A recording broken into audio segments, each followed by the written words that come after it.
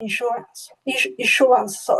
013's custody, investment, trading, and settlement of green real-world assets has led to award of the official COP28 TechSprint as the best blockchain solution to scale climate finance, and also with the Euro money for the world-based exchange to scale ESG 2025.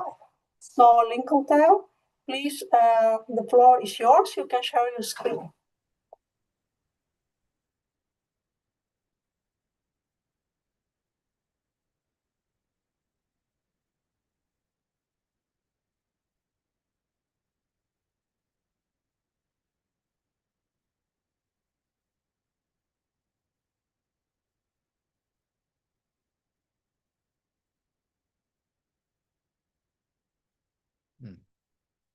Well, a very good morning, everyone. I'm just trying to get this sharing in motion.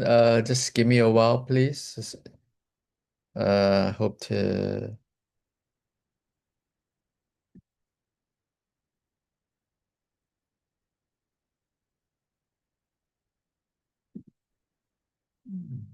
Strangely, I'm unable to share. Just give me a second. Let me just try this.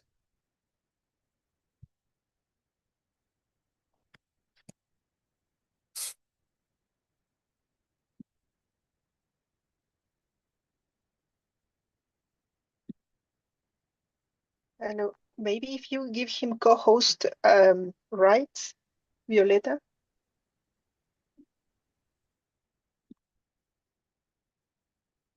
Let me just try that again. Yeah,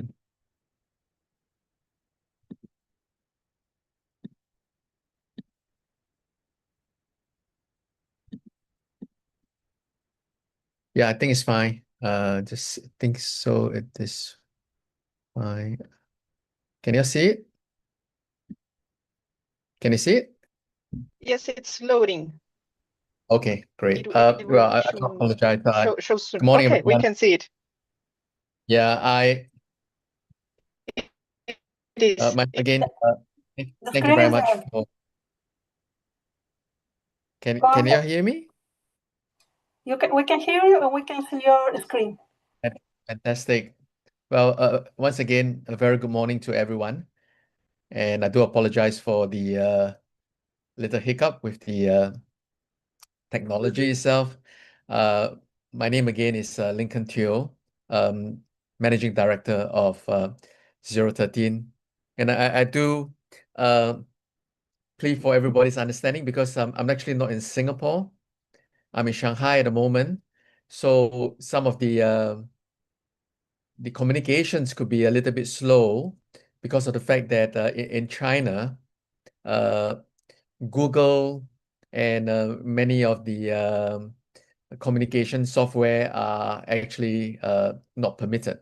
So I need to use a VPN, and that could contribute to some of the lag time. But I do beg for everybody's understanding here. But before I go on any further, I thought I should also thank Violeta and her colleagues, for kindly inviting me here to be part of these proceedings. Violeta and I had the opportunity to meet each other at the Global South NGO platform, which was held earlier this year at the end of April. And of course, for some of you who may be aware, this was a follow-on from the COP29 in Azerbaijan, held in the city of Baku, which the Azerbaijan government, together with some of the NGOs and the civil societies, they saw that there was a great need to perpetuate the overall push for NGOs within the South-South environment to be able to also take advantage of each other's capabilities and push forward and help each other, probably in a very, very positive fashion, given what we are seeing right now where the geopolitical situation obviously have put a lot of the developing countries into a spin, and of course, in an extremely challenging situation as well.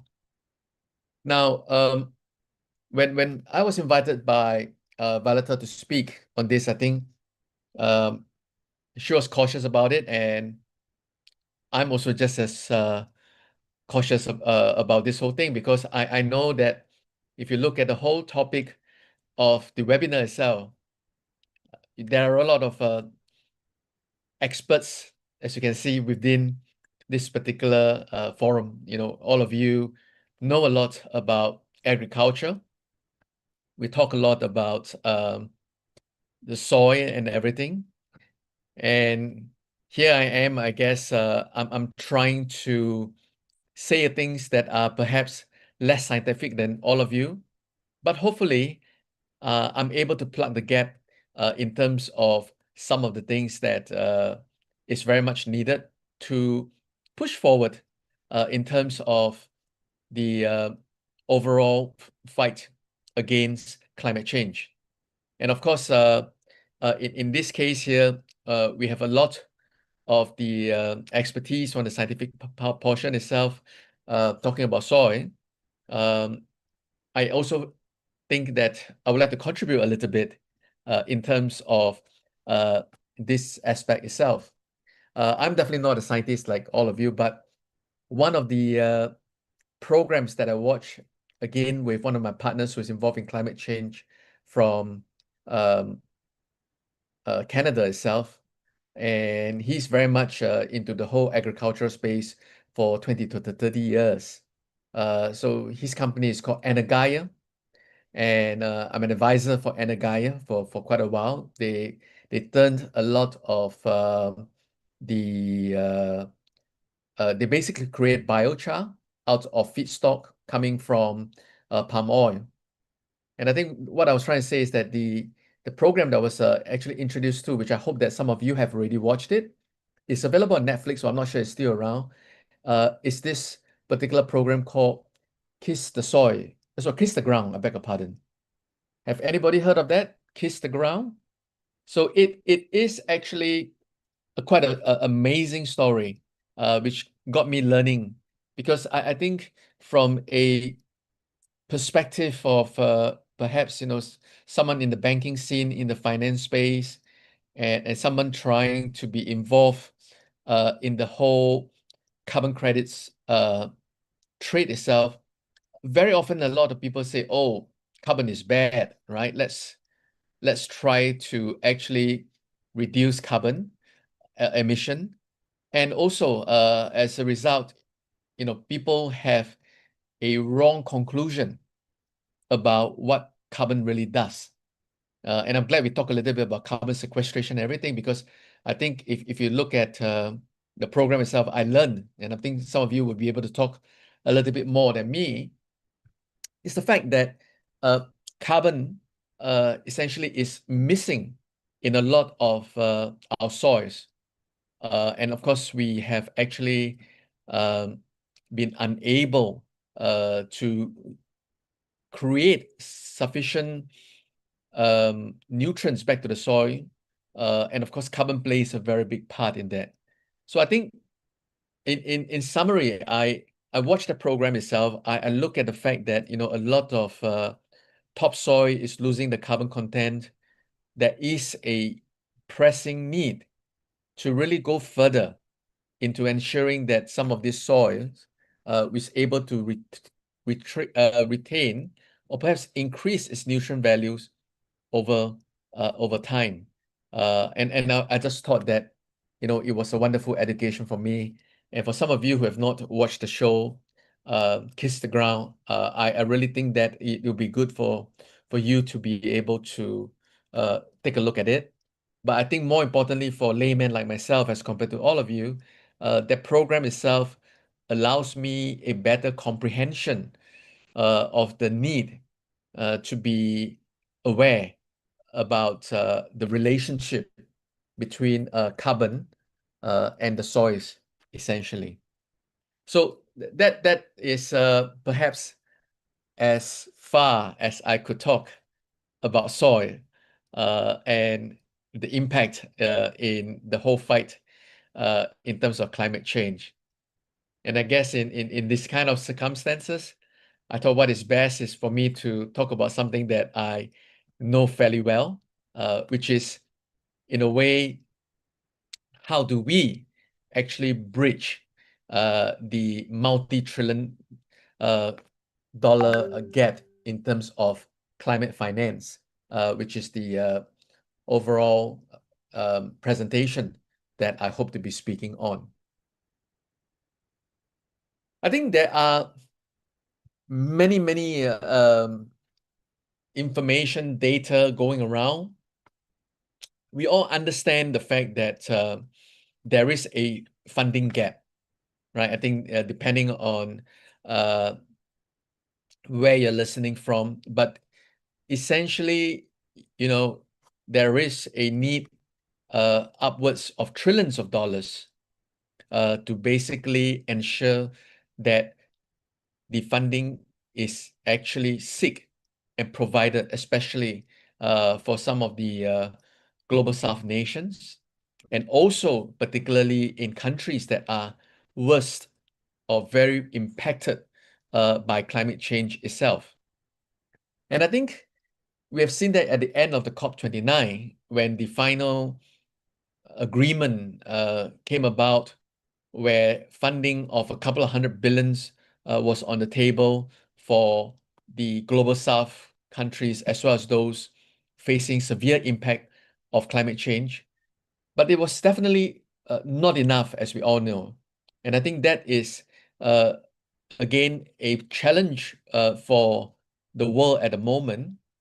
But for us at 013, we come up with a view and also with a methodology of how we could actually bridge the gap.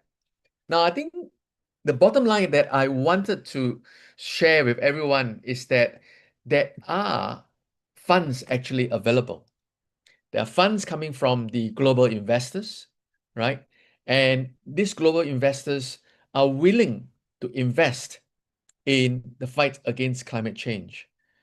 But the key thing, I guess, for some of us on the other side of the table, where we are trying to pitch for some of these projects itself, is to ensure that we are able to fashion ourselves and be able to turn those assets into what we call green assets, but also discernible investment opportunities for some of these global investors who obviously are not able to understand the language that some of us in the environmental space is talking about, nor are they able to see the return or the ways that they could do to basically reduce the carbon emissions and obviously trying to enhance what the world can actually become in terms of a much environmentally friendly and also be having the sufficient funds to go up against the fight of climate change. Now, I think the way that we are doing it, and before I jump into this, is that I just want you to focus at the core that I have on this diagram itself, which may look like basically very big words, but I think I want to start by talking about these four words in terms of securitization, digitization, custody, and trading. I think what we are trying to do at 013 itself is that we want to securitize green assets. Now, I think this whole securitization phenomenon is helping the global South countries. As you increasingly see, some of these green assets or natural assets are, in a way, a very key component of what a country has in terms of its ownership. And as you know, with the concession aid disappearing because of the different attitudes portrayed by traditional funders like America or Europe, the funding is dying down in a way, but it's also giving opportunities to third world countries, South countries, who obviously have a great amount of what we call natural assets, which they could securitize. And by securitization, I'm saying that they become like a collateral. This collateral can then be, looking at the second word itself, digitization, which means we form a asset for investment that gives returns by putting some of this natural capital that belongs to the countries itself, so that they replace traditional bond issuance, which obviously is much more punitive in terms of higher interest rates, but also limited by the restrictions placed by IMF or the World Bank for that matter. And all these assets are basically what we call, put together into a custodial account. And from there, because they are valuable, they are put onto a securitized bond-like structure. They can, in a way, be used for fundraising and also for trading between the investors itself. And I think that basically reinforces what I was trying to say in terms of the global investors do have funds. I think it's a case of how do we become nimble and be able to structure those assets that matters to us in the fight against climate change to be invested by these people. And to persuade them to do this, I would like to believe that it is possible. It is possible because if you look at the two charts, the four charts itself in the two columns, on the left columns are what we call traditional RWAs or real world assets, as I call it, which means that these are the ones that are what the traditional finance are reaching out for investments. And if you look at it based on the research that we've done on multiple areas that include the Bloomberg and BCG, you find that this traditional real world assets itself, in terms of the returns, are there, but it's actually not that attractive from a compounded annual growth rate, or we call the CAGR perspective. And then we juxtapose and we look onto the right column itself, and you'll find that if we actually put this into the digital space, into what we call the DeFi or non-traditional finance itself, I think there is a significant amount of what we call opportunities to tap on the capital, but also because of the sheer appetite of some of these DeFi funds, you find that the assets have a much better rate of return in terms of the compounded annual growth rate, if you do a comparison between the two. And I think on the basis of this is, again, going back to the first chart that I said, that if we have projects that would want to reach out to what we call the global investors, it needs to be shaped and produced in a way that they understand the risk and be able to have the appetite to invest in some of these green assets, perhaps in a digital form, which means that your investors may not be coming from the traditional banks, but your investors could come possibly from some of the what we call DeFi funds, digital funds, or the non-traditional space in that perspective. Now, how it can be done, I think essentially is that we are able to enable the countries involved itself. You see, one of the key things that we actually look into is the use of blockchain as a means to achieve the digitization and the custody that we mentioned about earlier on. And through that itself, I think for some of you who are new to blockchain, you will understand that the immutability, the nimbleness of blockchain itself, and the ability to employ things like what we call smart contracts essentially gives a variety of options that was never available before. So just to give an example is that, for example, you want to conserve the whole forest itself, right? And that involves a certain amount of investment. If you don't do it through technology or blockchain, and you do look at it specifically from a traditional ownership structure, it will be quite difficult because the divisibility of all the ownership will be difficult, and also the enforcement through some of the smart contracts would not be in place.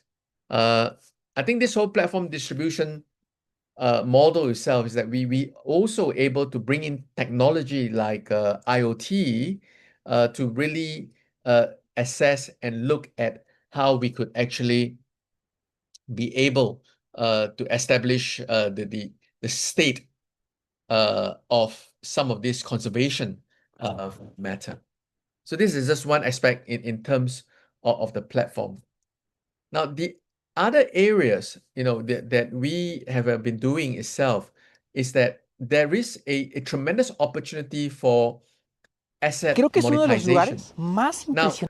many of us are talking a lot about carbon credits as one of the key components of this trade as well as asset monetization. But I think increasingly you are also looking at the possibility of things related to water credits, energy credits, or even food credits and biodiversity credits. And many of these credits itself will form or will be formed in the same way as how we approach the carbon credits, where it is credits given for a certain objective, which in this case here for the carbon credits is a 1 ton of carbon dioxide emission saved, as we know. So that's the way I think carbon credits are formed, and I think it applies in the same with other sustainability focus kind of areas like water credits, energy credits, food credits, as I mentioned earlier on, or even biodiversity itself.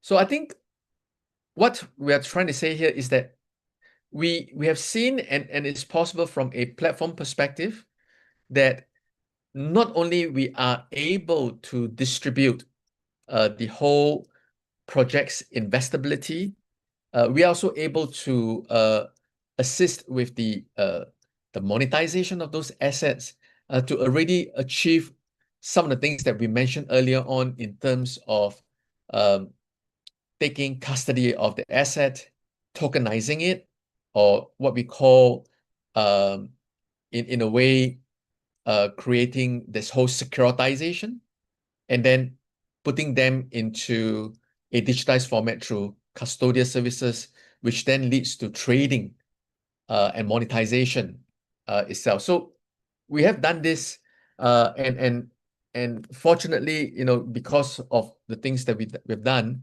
we were quite delighted and honored to that at COP28, we were given an award for having the cutting edge technology.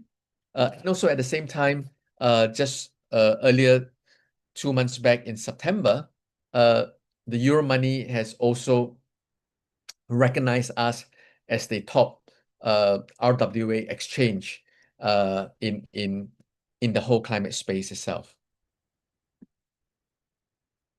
So what we are trying to do in terms of the earlier part is that the whole space today when you're talking about climate change, when you talk about carbon credits, is that there is a mess, almost like a spaghetti, a plate of spaghetti, if you look on the left-hand side. Because I do not know, some of you have been involved in projects, but it could be a Vera project, it could be a gold standard project. But because you are different projects, you are different carbon credits, some of the things don't tie together, which means that if I want to buy a Vera carbon credit, I got to put it into Vera itself. And as a trader, I can't sell it to somebody who doesn't have a Vera account for the matter. So this is what we talk about, that whole connectivity issue, which we have kind of solved by being able to come up with the APIs to connect everything. And I think the overall aggregation doesn't just stop by the connectivity part, but we're also looking at the different areas where the whole platform itself, like I mentioned earlier on, is able to plug in not just with the registries, it can also plug into with the projects itself so that it could be monitored. And for the projects, there would be some of the DMRV stuff where the VVB, the verification and the validation process itself could then tap on the platform and provide that whole string of information, which then talks about the provenance and the source of where all these carbon credits are actually generated. And because of this information, it then makes it possible for users or eventual traders of the carbon credits to be able to understand the provenance, where it's coming from, and also finally, what are the likelihood or the risk of things like double counting, like greenwashing, or perhaps even very basic data or information discrepancies for the matter. So I think that's what we are hoping to convey in terms of how technology can play a very big part in this whole push for climate change.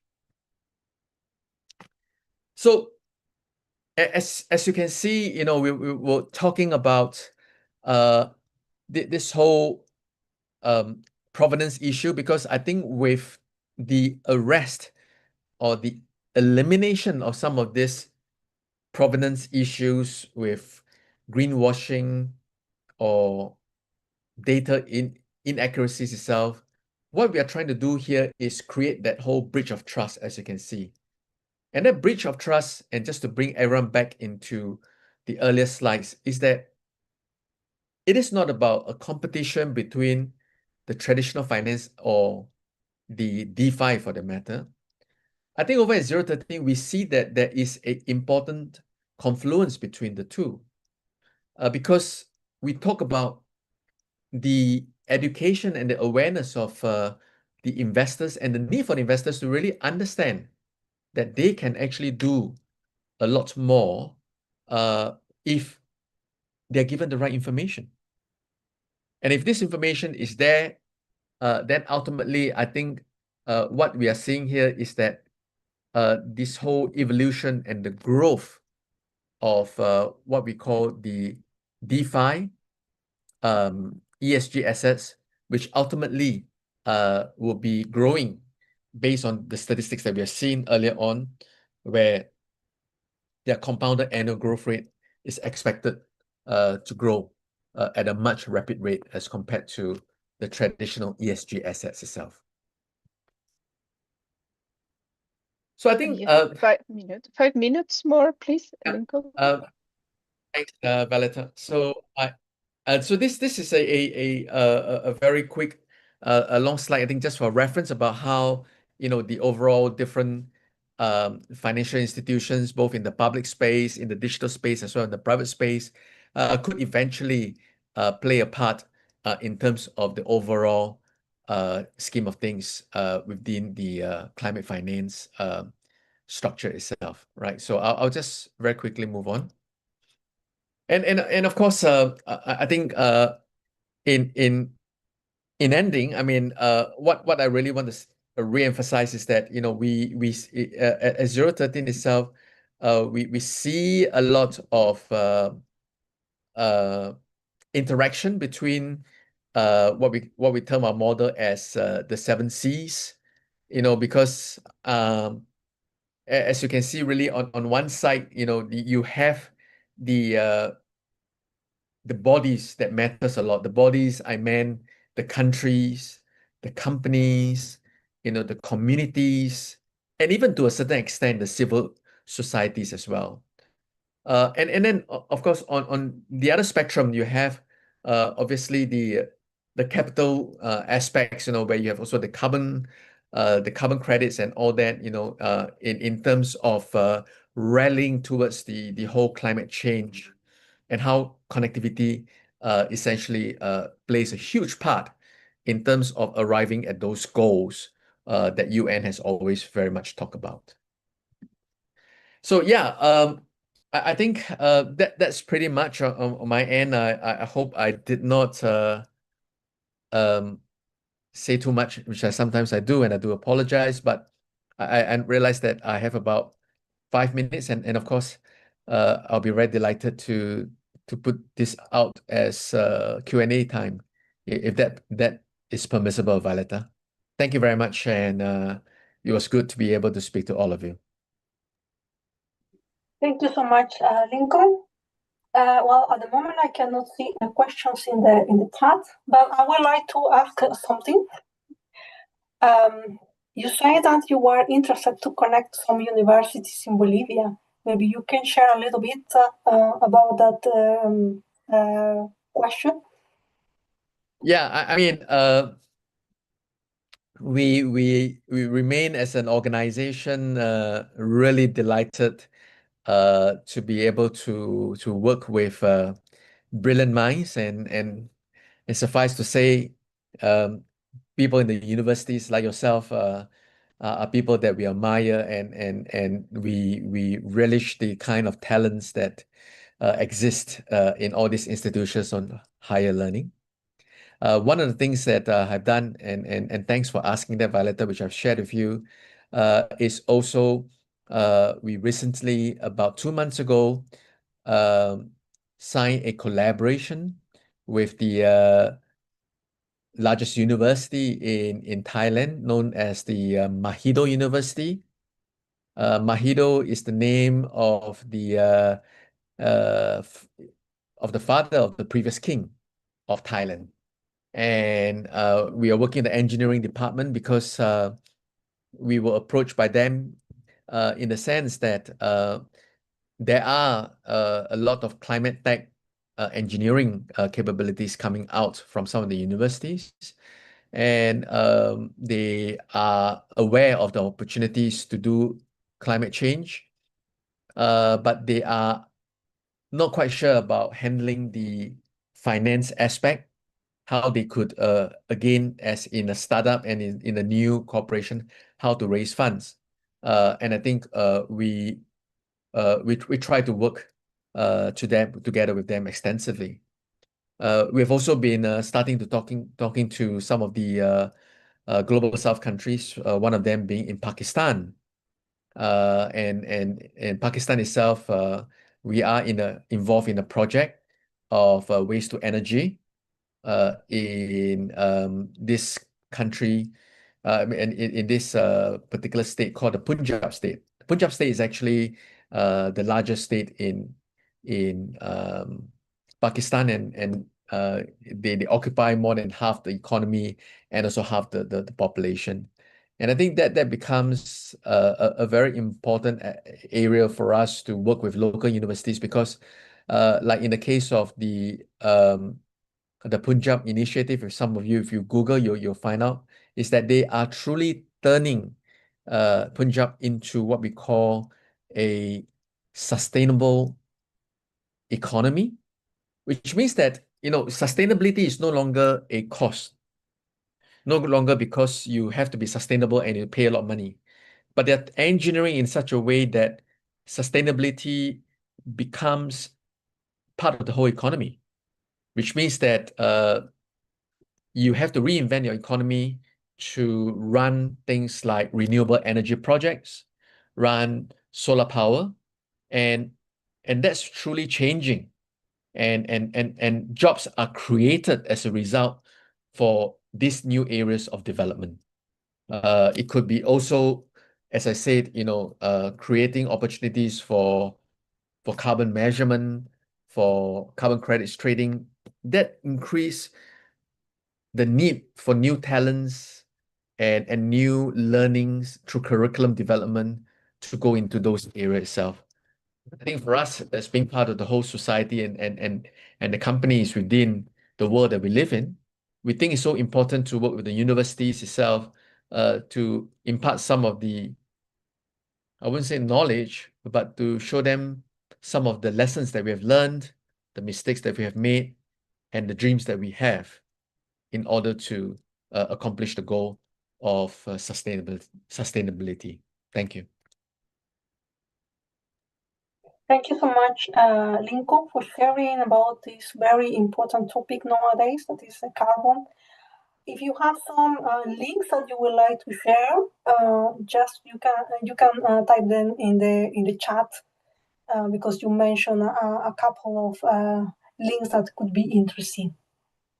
Yeah, I would love to do that, and maybe if you just spare me about a minute for that, and as I said, Bolivia is a country that I've learned a lot from you, Valletta, at COP30 recently in Belém, which I was there.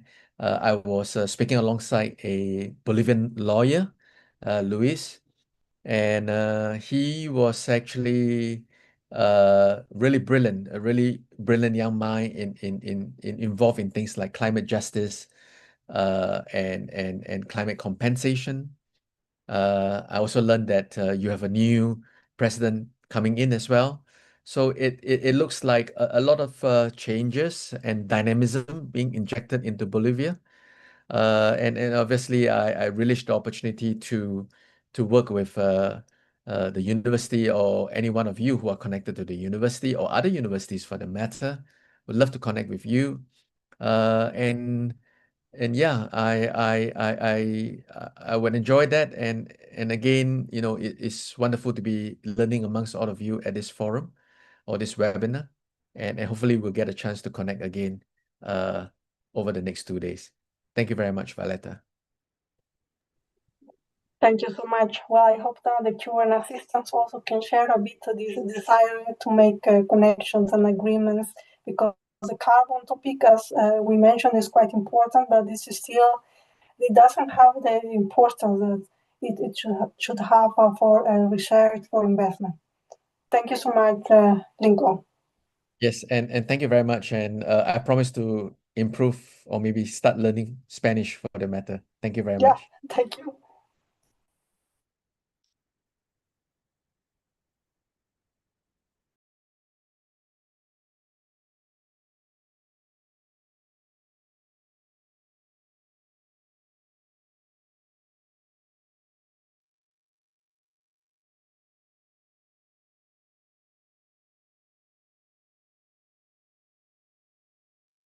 You're muted, Violeta. Yeah. So we can continue with the next speaker. She's Laura Müller. Laura is a postdoctoral researcher at the Swedish University of Agricultural Sciences. She worked on a mechanism of nitrogen rotation and loss in soils with the overarching goal of improving nitrogen use efficient in agriculture. She is interested in how anthropogenic activities affect soil and soil microorganisms, with a focus on nitrogen cycling, land use intensity, pesticides and pollutant impacts, droughts, and interaction among multiple stressors. In this webinar, she will discuss the effects of drying or wetting cycles, soil pollution, and their combined impacts on soil microorganisms that are involved in nitrogen cycle. Her research is driven by the motivation to understand soil processes under global change and contribute to more sustainable agricultural practices. So, Laura, you are welcome to start your presentation. Yes, hello, thank you very much. We'll share my screen.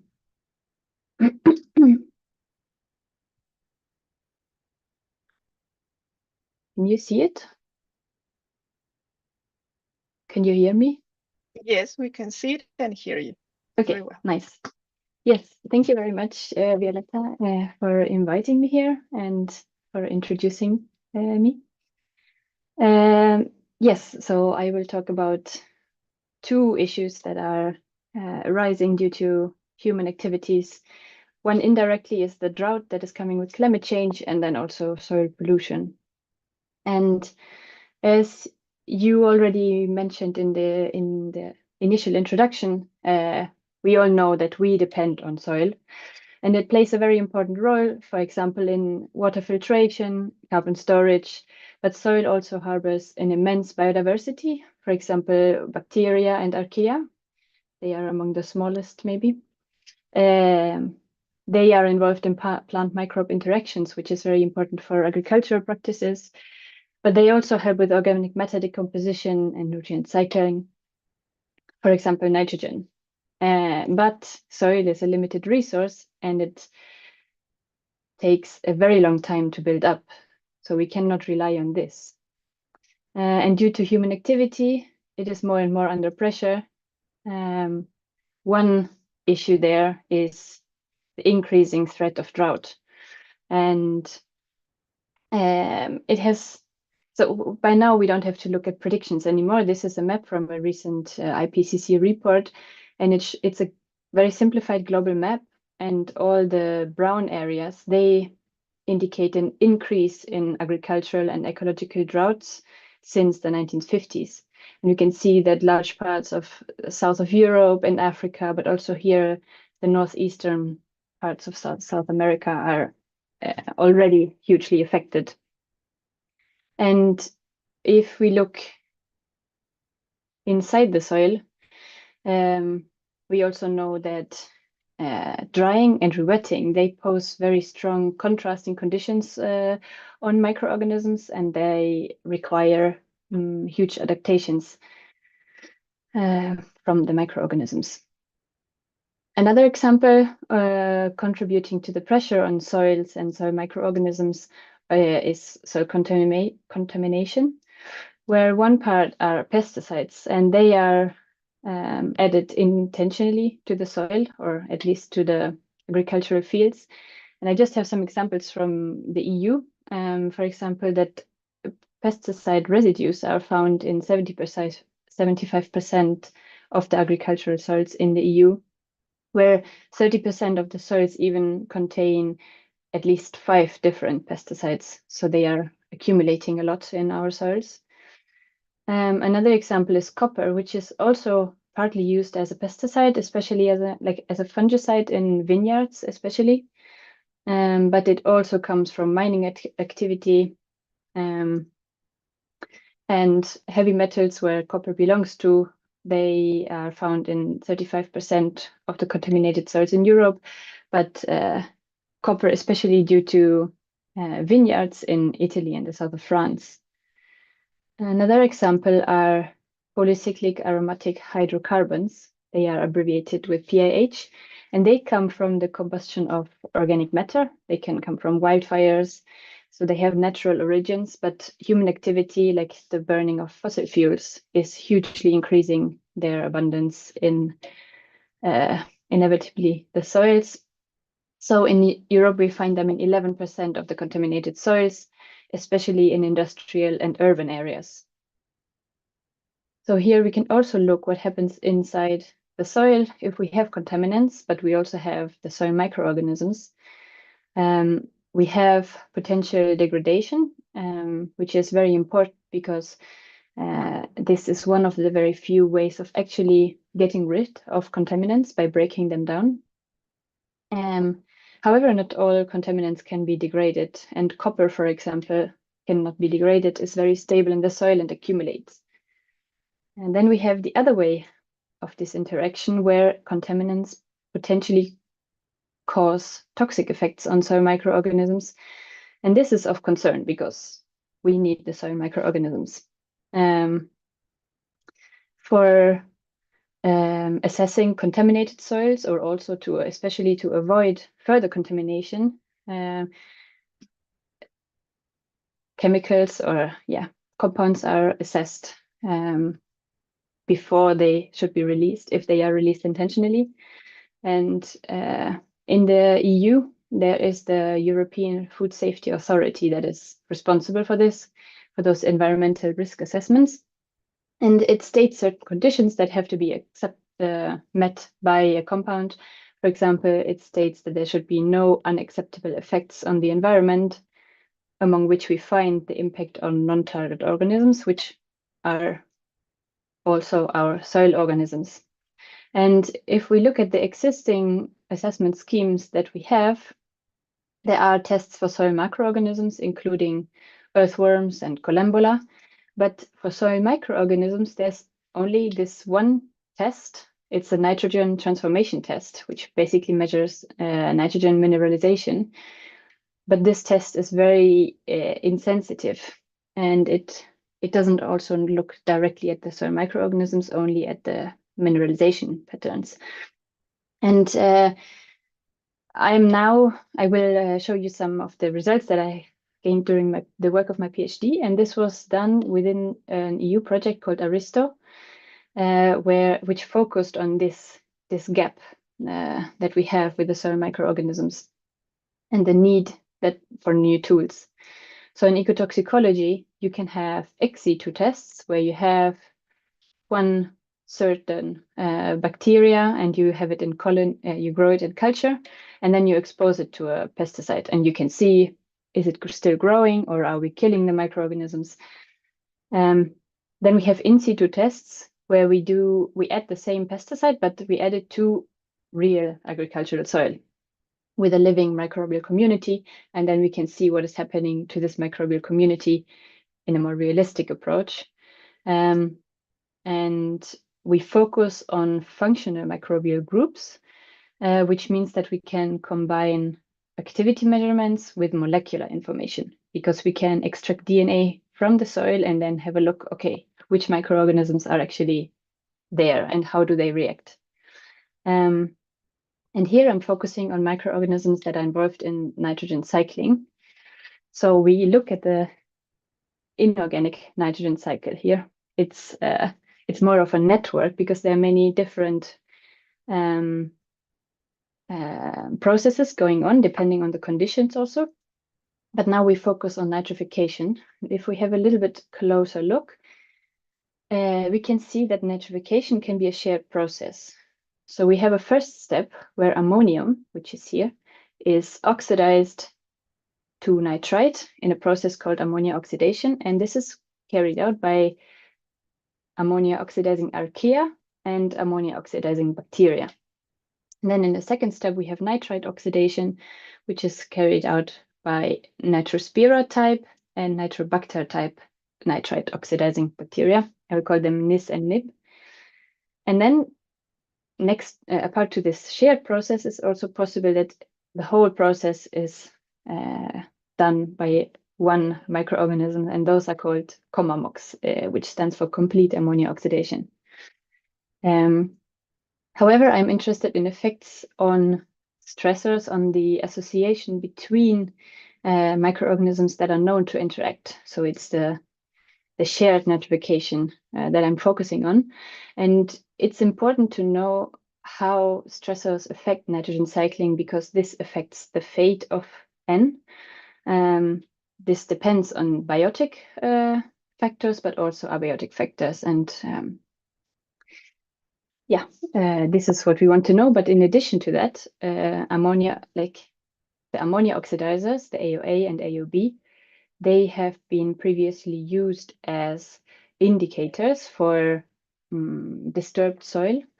And we wanted to see if this holds true under different circumstances, but then also see if the nitrite oxidizers can be used as indicator organisms as well. So indicator organisms have to be carefully chosen, because we want to know if a certain situation, let's say a certain contaminant in a soil, causes that the system, the microbial communities are out of range. And if we look first at this B part, as an example, we have soil respiration, which is a very common feature in microorganisms or in organisms in general in the soil. And we have the soil condition over time.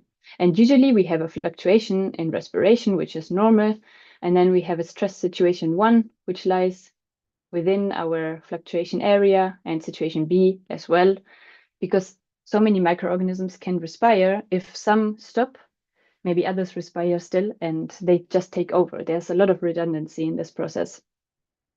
If we, in comparison, look at nitrification, which is much more specific as a process, we are able to detect the severity of certain situations easier, because we have this natural fluctuation, and situation 1 is still within this fluctuation, so it doesn't seem to be having a very big impact. But situation 2 here, we can clearly see it's outside of the normal range, which we could not detect in a more broader measure as respiration. So that shows that this lower redundancy allows the detection of more subtle changes, and this is why we chose nitrification.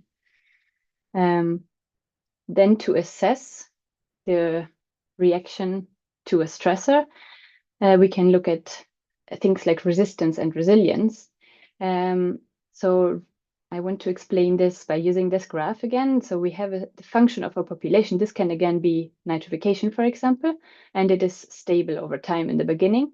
But then we have a disturbance event happening here, and then the function decreases. And the decrease of this function gives us information about the resistance. So the stronger the decrease, the lower is the resistance. And the recovery to initial values, or the time it takes, this gives information about the resilience. And this is quite straightforward for a single disturbance, but then it can happen that we have a second disturbance, which is very common in natural systems, which can hit maybe at the point when the function of this population is already reduced. And then the question is this double trouble, or is the function, the community well prepared? Because we can have legacy effects. And one option is that we have adaptation, because there are studies that show if we have recurrent drought cycles in a system, then one additional drought does not have the same severe effects as you would have in the first drought, because we have adaptation. Then there can be another concept is called co-tolerance, where we have 2 different stressors, and maybe we have high salinity as a stressor, but because the type of pressure that this high salinity puts is maybe similar to what happens during drought. So maybe also here we can have some type of adaptation, which then is positive co-tolerance or stress priming from one stressor to another stressor.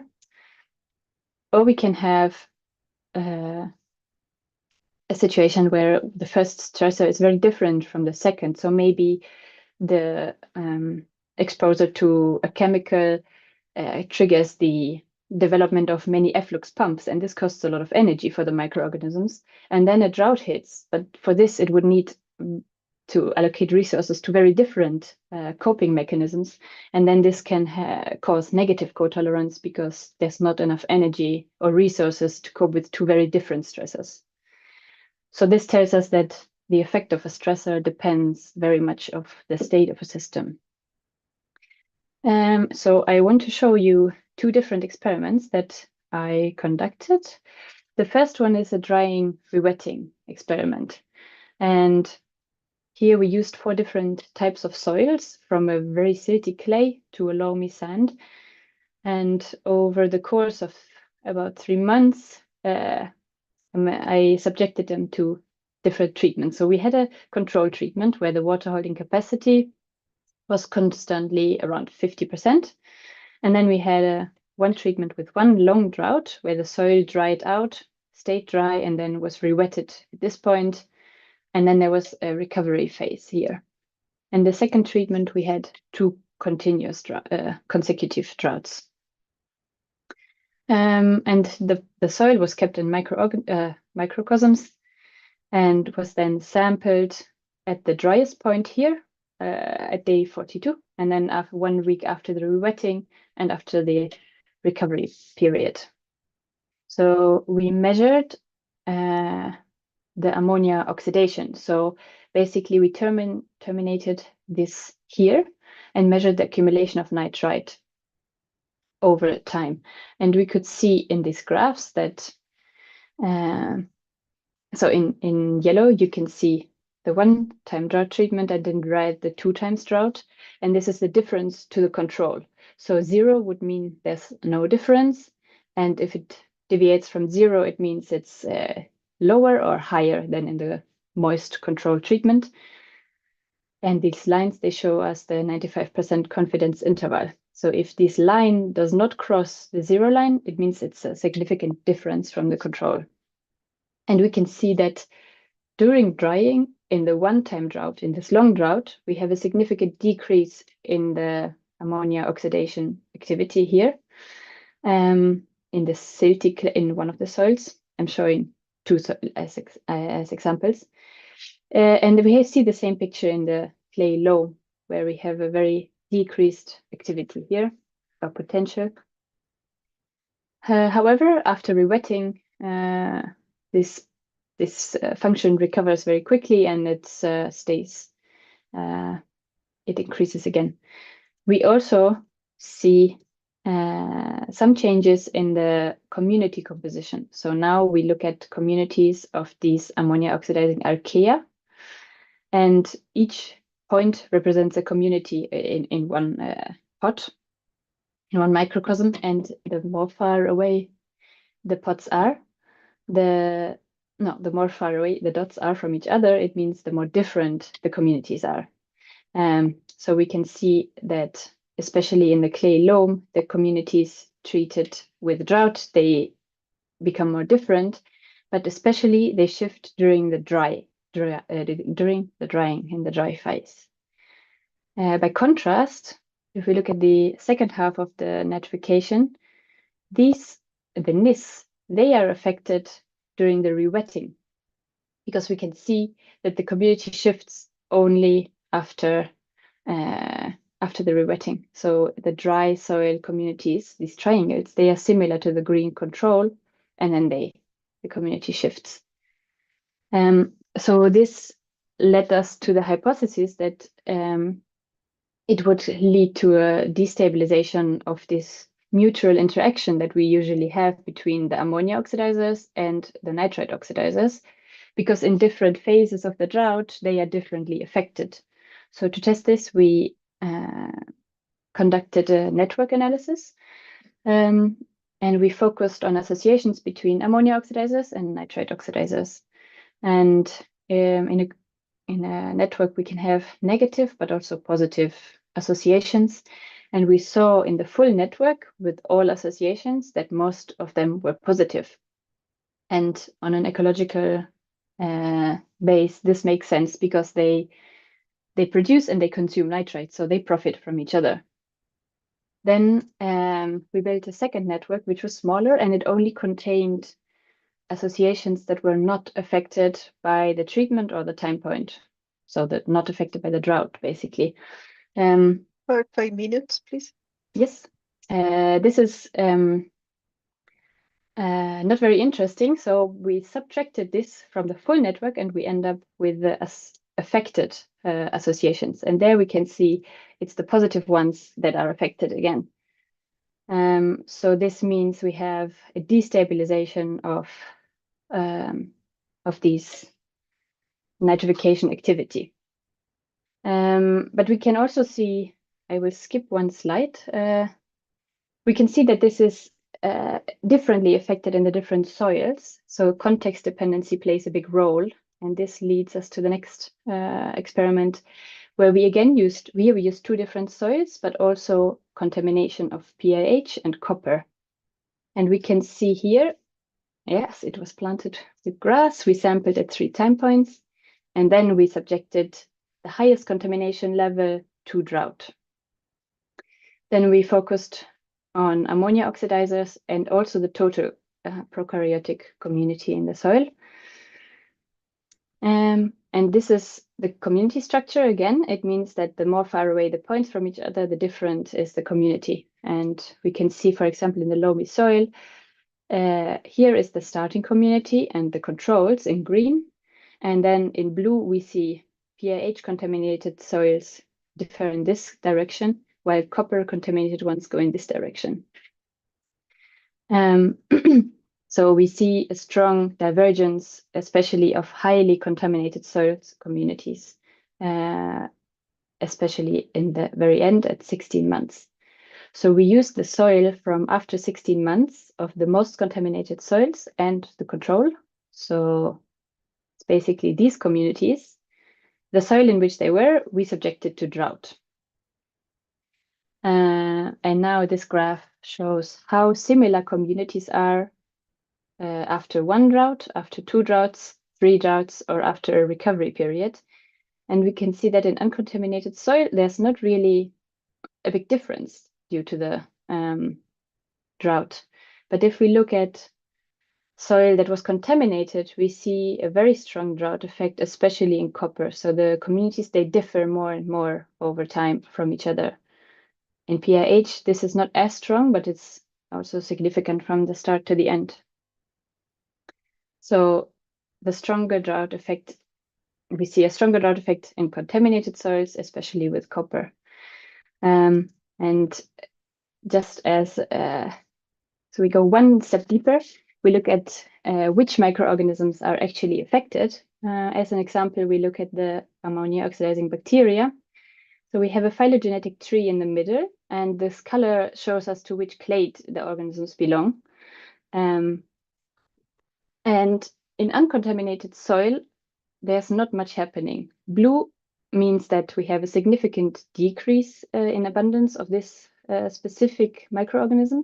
And red dot here, for example, means we have a significant increase. But as you can see, after 1, 2, 3 droughts and after the recovery, which would be circles here, not much is happening. So if we look at the contaminated soil, yeah, I went too far, the copper contaminated soil here, we can see that we have a lot of significant decreases in this part of this blue clade and a lot of increases here, which is a big difference compared to the uncontaminated soil. In the loamy soil, in the second soil we tested, this is similar. We can see here also we have a lot more affected microorganisms in copper contaminated soil when they are subjected to drought. So we have many treatment levels, but we can definitely see that there's a strong soil by contamination effect on droughts. So then I just want to sum up that drought showed us a temporary deceleration of nitrification, and we see contrasting effects on nitrifying gills, especially on the nitrospira, and destabilized co-associations. Then we see dose and time dependent effects of contamination. But I think the most interesting one is that we see stronger drought effects in contaminated soils. And so this here is like a negative co-tolerance, which is always very context dependent. We see it in different soils, it happens differently, which just shows us that we need to investigate this more. And it's very important to understand the different drivers of these mechanisms. So what are the implications and the outlook? So we can use ammonia oxidizers and also nitrite oxidizers apparently as indicators, because yeah, at least according to the first drought study that I showed, maybe also their co-associations and their function can be included in indication tests. The total prokaryotic community and of course other soil organisms also need to be considered, and multiple stressor scenarios, as we could see that there's a high context dependency depending on pollution, we have different drought effects, but this could also be vice versa. It is highly complex, so this is very important to consider. In the end, this then can allow us to improve environmental risk assessments with the standardization and implementation of tests, to finally provide a strong scientific base to understand community dynamics and nitrogen cycling, to predict responses, but most importantly, to make informed decisions that can lead us towards more sustainable agricultural practices. So just want to show the acknowledgements because many people were involved in these projects and say thank you very much for your attention.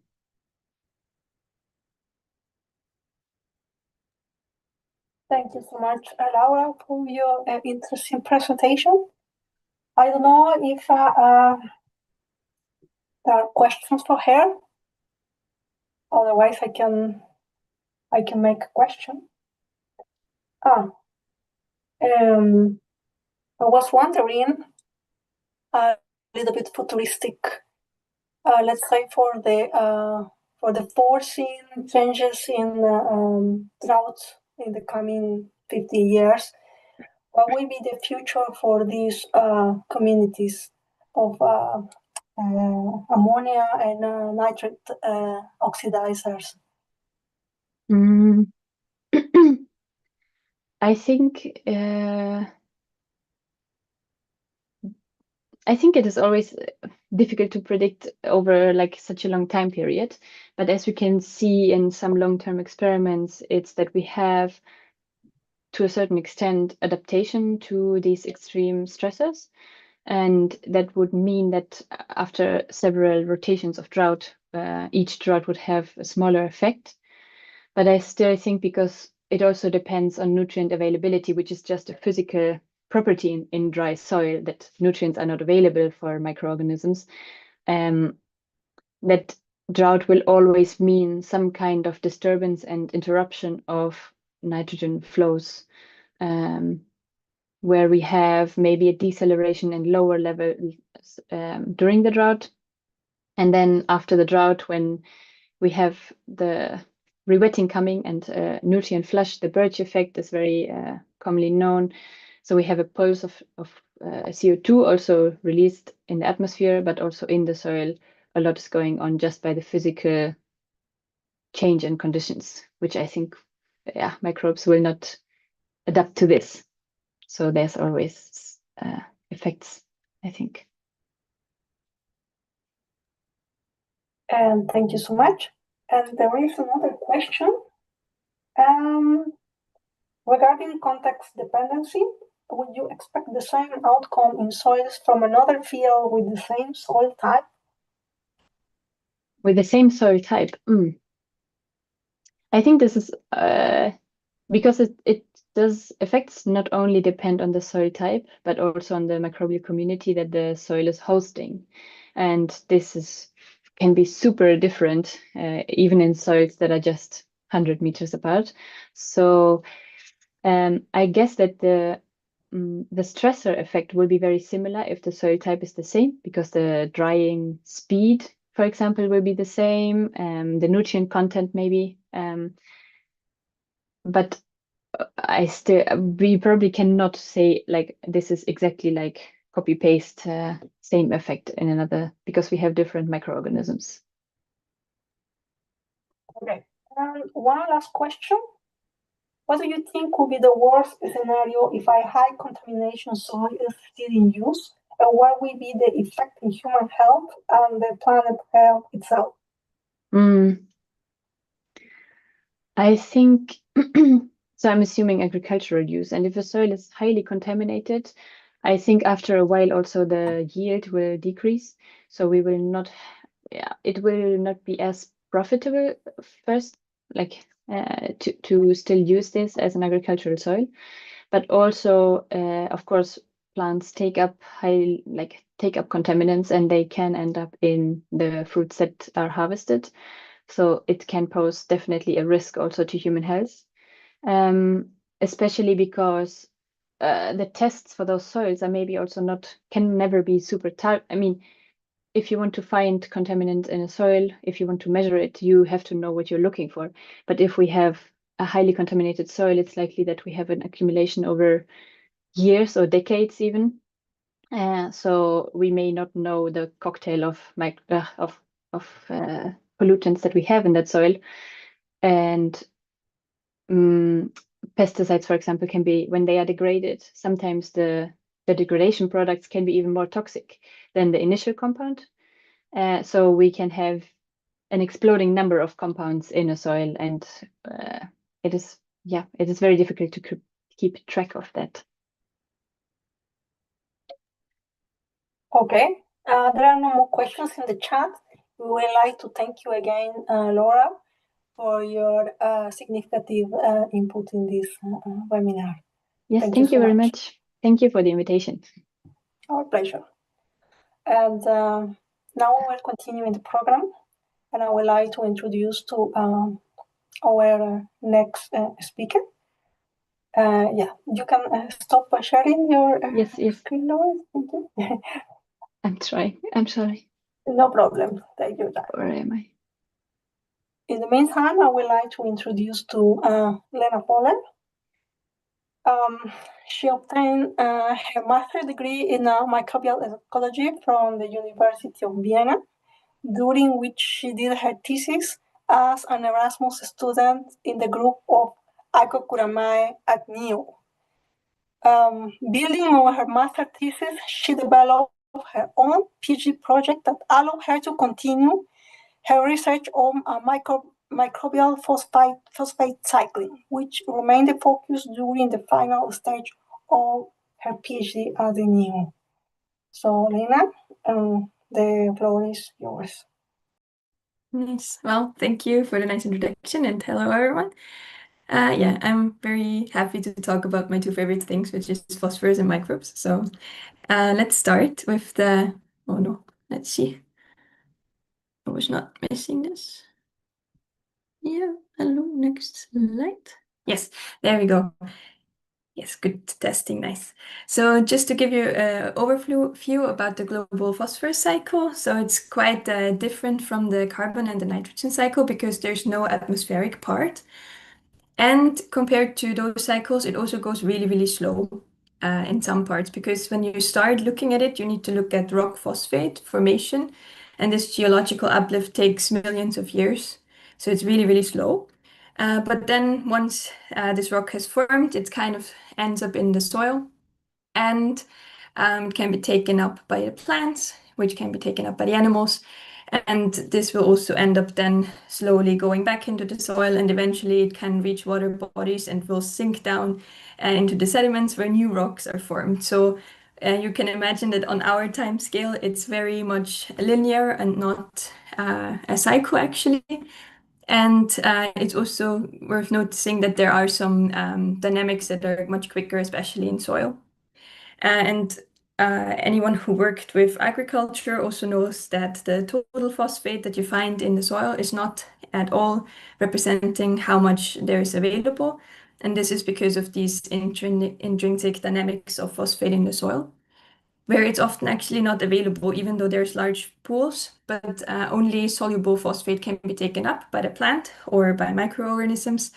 So, and this part presents maybe 1% of the actual phosphate fraction in the soil. And the reason why this is the case is because there are multiple ways how it can become inaccessible. And two of the ways are chemical. So here we have the sorption part, and there, because the soluble phosphate is negatively charged and the soil particles are positively charged, the soluble phosphate can attach to the soil particles and to the iron and the aluminium. It can also go further in, which is then absorption, or it can also be that some oxides coat the adsorbed part, which means that it's even more inaccessible to plants and other organisms. And it can go even further, that it actually precipitates as a mineral. And that is can happen with calcium, iron, or aluminium. And this is very pH dependent. In acidic soils, usually it happens with iron, or with aluminium. But then in soils that are a bit higher in pH, it happens with calcium. But as you see, it's never that all of the soil phosphate is available. It's always a part that is fixed. On the other hand, there's also some biological factors that remove the soluble phosphate from the soil. So this can, of course, be the plant, which is usually in agricultural setting what we want. But it can also be that microbes and other soil fauna takes up the phosphate and makes it into DNA polyphosphates for the cell walls and etc. And the good news is that all of these fixed phosphate forms can return again into soluble phosphate. And the even better news for me is that there are microbes that can do this. So on the one hand, we have organic phosphate mineralization. So this is kind of the part that I mentioned last. So once you have the biological fixation, the compounds where it has been bound can become decomposed by bacteria or fungi, including AMF. And this is done with enzymes. And the system is kind of like this, that if phosphate deficiency is detected, the microbe will start making phosphatases, which are exuded into the environment, which then help breaking down organic phosphate compounds, releasing soluble phosphate that can be taken up by the cell again. But in addition to that, microbes can also solubilize mineral phosphates that have been immobilized by iron, calcium, or aluminium.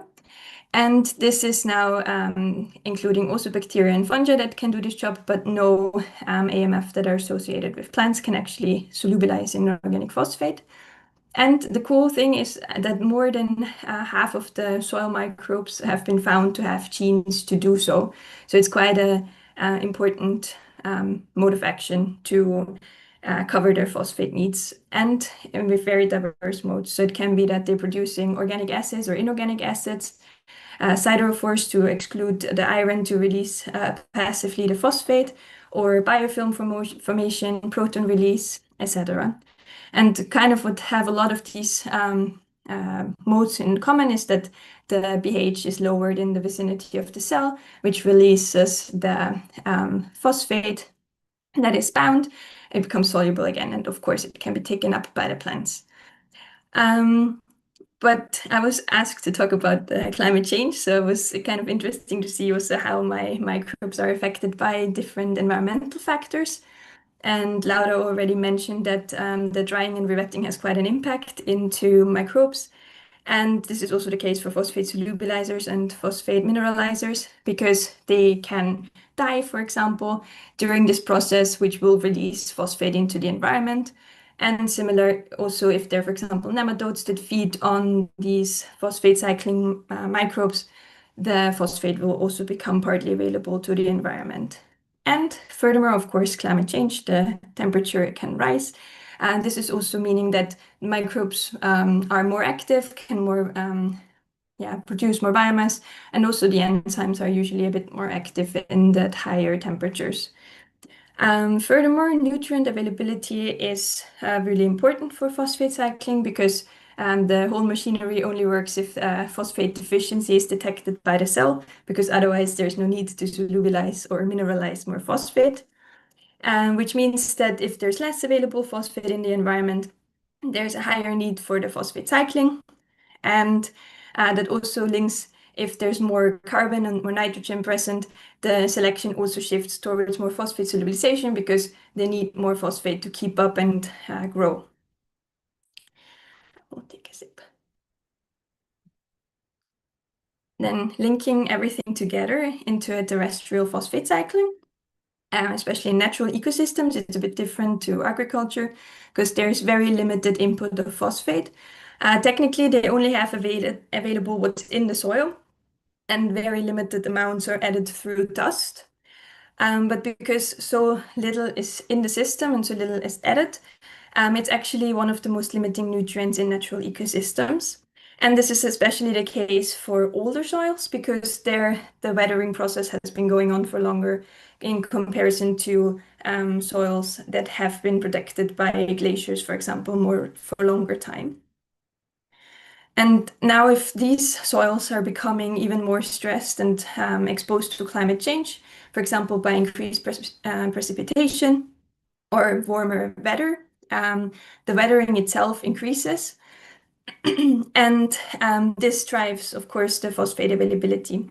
However, what we kind of see by now already in the tropics is if the weathers increase, the soil might in the short term increase in phosphate availability, but then with longer exposure to these extreme weather conditions and longer weathering, actually the phosphate limitation gets really strong. And this is also the case for when carbon dioxide increases in the environment, because as I mentioned, phosphate is the limited nutrient in the environment. So if there's even more supply of carbon, the perceived limitation of phosphorus is getting stronger. And this is also showing that if there's not enough phosphorus in the soil, the goals for carbon sequestration can also not be met. And it's interesting that most carbon sequestration studies have only recently started looking into the importance of phosphate. Mostly they look at nitrogen, but actually phosphate is really important because it can make stable bonds with carbon and contributes to this really big proportion of the sequestered carbon, the mineral-associated organic matter. And in addition to that, of course, if microbes grow and they die, they also contribute to this carbon pool. However, as I mentioned, if there's limited phosphate in the environment, the microbes that are in the soil might actually start decomposing and attacking the mineral-associated organic matter to get phosphate out of this, which might reverse the sequestration and release CO2 into the environment again, which is obviously something that we don't want. So having phosphate in that mind is quite important. And furthermore, I work more in an agricultural system. So this is also then completely different because then usually we have less of a phosphate limitation because we add fertilizers. But this kind of increases the linearity of the phosphate cycling even more because it just takes a lot of the rock phosphate and pours it in completely different locations. And unfortunately, the soluble phosphate fertilizer that we apply are not accepted from chemistry. So a big proportion that is applied actually still gets fixed with calcium, iron, and aluminium complexes. And this is also the part of the phosphate cycle that is maybe not directly linked to climate change, but it's still very important for sustainability because how we use phosphate fertilizers now is not sustainable. And a lot of people know that the nitrogen cycle is out of bounds in a high risk zone. But actually, if you look, the phosphate is also quite in a high risk zone. And this is because we created with agriculture a very big disbalance of phosphate resources and where we put them. So on the one hand, phosphate fertilizers are mined from phosphate rock. And they are very scarcely distributed, these rocks and minerals. So with the biggest resource in Morocco. But you can imagine that this is quite geopolitical and charged problem because there's not enough supply, and the few people, countries that have the access, they can ask for the money and price whatever they want. And then on the other side, well, we don't have enough. We also have way too much through pollution into the environment that comes from fertilizer leaching and contamination into the water bodies where something like eutrophication can happen, which is also an environmental problem. So my PhD focuses mostly on using sustainable phosphate supply. Originally, I was interested in the legacy phosphate in the soil, which is the part of the phosphate fertilizers that has been applied through years and years and that get fixed with these iron complexes. But then I realized that if you start taking away from those, even though they would have a really big pool, and this might also impact the carbon storage and release the sequestered carbon again. So instead, I focused on phosphate recycling from wastewater because they have quite a big potential to meet global phosphate demand. And in specifics, I'm using struvite, which is an ammonia magnesium phosphate, and vivianite, an iron phosphate. And those are gained from wastewater through chemical precipitation. And that is nice because this allows for a circular phosphate practice, because we apply the fertilizer in the soil, humans eat it, or the animals eat the plants. And through wastewater, we can recycle on a lower scale and actually make the phosphate cycle circular again. And also for struvite especially, it was kind of a byproduct in wastewater treatment plants anyways, because it was clogging the pipes. So taking it out and applying it as a fertilizer is actually quite a good deed. So yeah, my research is focused on making those recycled phosphates more available to the plant, because they are so-called slow release fertilizers, which means that they only release the phosphate when the plant is exuding the organic acids, for example, and are therefore not soluble as the normal conventional fertilizers that are applied, which is in theory really great. But the problem is, especially when the plant is really small, it cannot cover its own needs for making the compounds soluble. And for now, it's supplied with conventional fertilizer. But as I just mentioned, there are really good reasons not to do so. And we have microbes. So I'm proposing I'm looking into using the combination of recycled phosphates with phosphate solubilizing microbial communities to increase the phosphate release during the early development of the plant. And I'm doing this with so-called artificial selection, which allows us to breed and optimize microbial communities. But today I would like to share my how I'm kind of approaching this, because a lot of studies are either looking only at phosphate mineralization, so the phosphatase activity, which is usually measured by an enzyme that has that has a substrate that has a yellow color, and once the substrate is squeezed with the phosphatase, the yellow color becomes evident. But this is not the only process, as I mentioned, because we also have phosphate solubilization. And this is actually, for example, you have the control with the struvite crystals. And then when the microbes are there, they really transform the crystals and make it into a smear, and the phosphate becomes available. Additionally, as a microbial ecologist, I'm also doing a lot of bioinformatics, and that includes metabarcoding and metagenomic sequencing, because in the phosphate cycle, there are more than 100 genes involved, so we can't really do qPCRs, for example, as for the nitrogen cycle. So having the whole overview is better. And even then, we don't know all the genes because there are so many mechanisms. Then finally, I would like to share some highlights from a paper we published this year, which was really the first one that with the goal to look at when we apply struvite and vivianite to different soil from different backgrounds, so agricultural soil, meadow soil, and forest soil, what would happen to the phosphate cycling? Because usually when soluble phosphate is applied, the cycling might reduce because they don't need to be active anymore. But what we found is that when we apply these fertilizers, we increase the phosphate availability, and struvite gets much more released than vivianite, which was kind of expected because this one is much more insoluble. And it was also coherent with the forest soil having the most release because it was the most acidic. Furthermore, when we looked at the community composition, we had some nitrosospira and nitrospira. So from the previous presentation, we found some nitrogen nitrifiers. But nothing else really changed apart from these two species that we found enriched. And also for the vivianite, we found streptomyces and mozzarella, which are both linked to iron and phosphate solubilization. So that was quite a surprise that there was so few shifts in the microbial communities over 40 days. But then the most interesting part for me is always the activity itself. And we found that we have some differences between the types of soils. But when we look at amendment versus no amendment, we actually see no difference and no impact of the amendment. So we can say that when we apply vivianite and struvite, because they are so slowly released, that they're actually not so much affecting the microbial activity in the soil, which is good because we want the microbes to work as well and not just the fertilizers.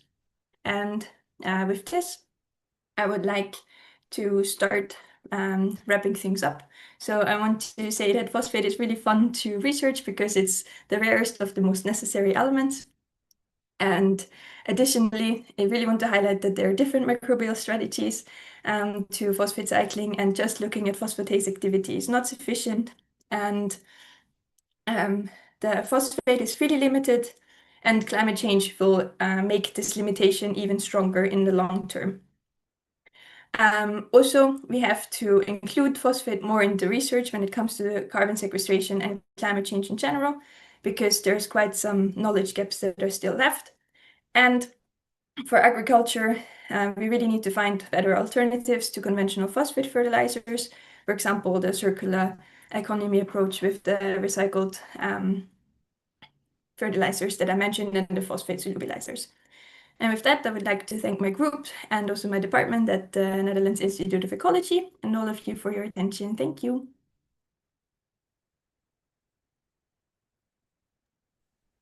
Thank you so much, Lena. And that is such a lovely team. I can recognize some faces there. Well, there is a question in the chat. It says, basic question for Lena regarding the statement, phosphorus has no atmospheric component. Why do the transport of mineral dust from one place to another with air masses is not considered an atmospheric component of the cycle, like dust transport from the Sahara to the Amazonian basin, for instance? Indeed, that is atmospheric, the dust, but there's no phosphate compound that is gaseous. So there's no nitrous oxide equivalent, for example, or CO2. So that was that there's no atmospheric part. And the dust, yeah, that is indeed true, that is atmospheric. I'm really curious how this will change with climate change as well, because if there's less, like longer periods where it's dry, you will get more dust, but then also if you have more rain, you will get more deposition. So I'm really curious how this will develop, but there's not so much into this. And it was actually quite interesting because when I researched for this paper, it was the first time that I saw someone actually acknowledging the phosphate dust, or like dust as a phosphate source in general, because in the agricultural system, we don't even consider that. So it's really for the terrestrial ecosystems.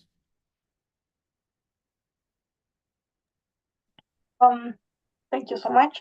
I have a question.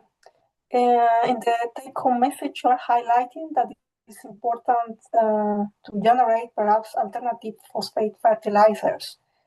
I know that nowadays, for instance, the research on mycorrhiza is becoming more and more popular. They are being studied not only for the water important role that they play in many ecosystems, but also because of the phosphate role that they play. What do you think? It is important to focus on microbial phosphate fertilizers or another sources that are also perhaps friendly with the environment? I think AMF do have a great potential. And the thing is, why I didn't mention them so much in my presentation is because I'm working with inorganic phosphate sources, and there they simply don't have the metabolic machinery to solubilize those. So I mostly focus on archaea bacteria and other fungi. But indeed, if you work with a plant that has AMF, it will always also impact that. But I think it's good to diversify the approaches because the biofertilizers not always work. So I think as much different research as possible to find alternatives is really valuable. Okay. There are also a couple of short questions in the chat. Evelyn is asking if the microbial community you are using is composed of archaea, bacteria, and mycorrhizal fungi. Yes, so what I do is I usually don't isolate any community members. I'm just using the whole soil as a soil slurry and then put them through the various tests. For the one that I mentioned that I'm like improving, optimizing it with the artificial selection, it ends up to be bacteria based on the serial passaging and the incubation time that is quite short. So for fungi, it doesn't work so well. But in the end, I'm just interested in the activity, and then I sequence in the end and see who's there. So sometimes it's fungi included, sometimes also archaea, but usually bacteria take over because it's a lab system. Lina, and there is one final question for you. Ruth is asking if you have considered active volcanoes or dust from them as a source of phosphate. So I have not considered them yet, but I saw them in the paper that I mentioned with the that also mentioned the dust. They also mentioned volcanoes. So indeed, that is a source as well. But to what extent, I don't know actually. Well, sometimes depending in the region you are living, right, you have to take advantage of natural resources. If you are in a country where the volcano eruptions are quite often, maybe that could be interesting. I don't know. Yeah. Okay. I think is everything in the chat for the question section. And now I would like to move to the next speaker. Thank you so much, Lina, for your Thank you. nice presentation.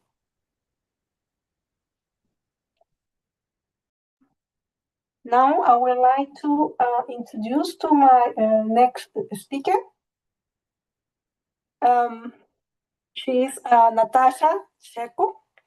She's a rangeland ecologist and climate change practitioner from Botswana with experience in climate-smart agriculture, rangeland restoration, natural resource management, and ESG practices. She founded Task Easy Solutions, where she develops and implements adaptation strategies to address the impact of climate change.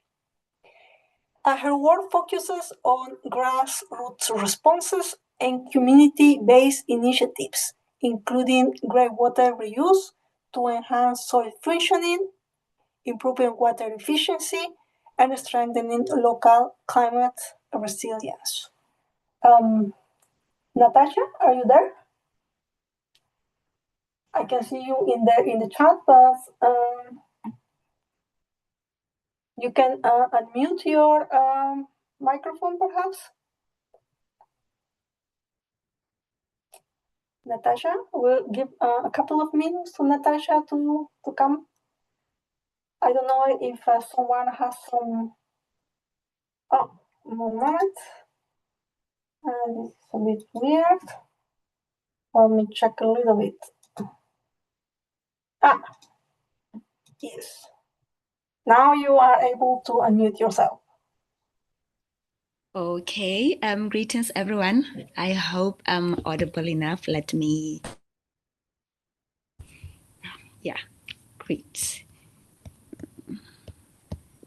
Okay, greetings everyone. I hope I'm audible enough. Is that the case, Violetta? Are you able to hear me well? Yes, we can see you and hear you well. Okay, no, that's so great. My name is Natasha Teko. I am a rangeland ecologist by profession and a climate change practitioner as well as a researcher.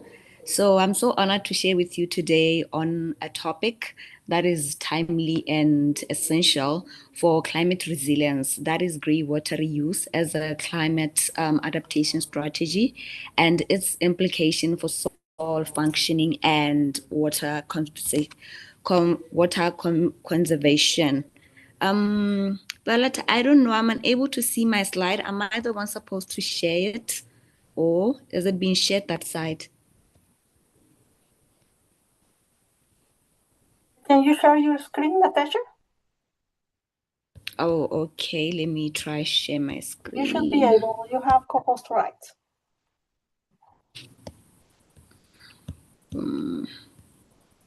Share screen.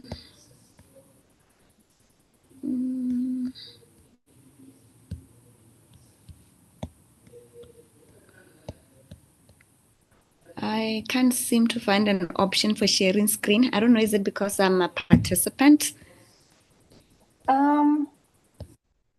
Did you upload your presentation? No, not from my end. Okay. So you cannot share your screen, you say? Yes. Oh, that is, well, you have the green icon. And Nope. that it says share.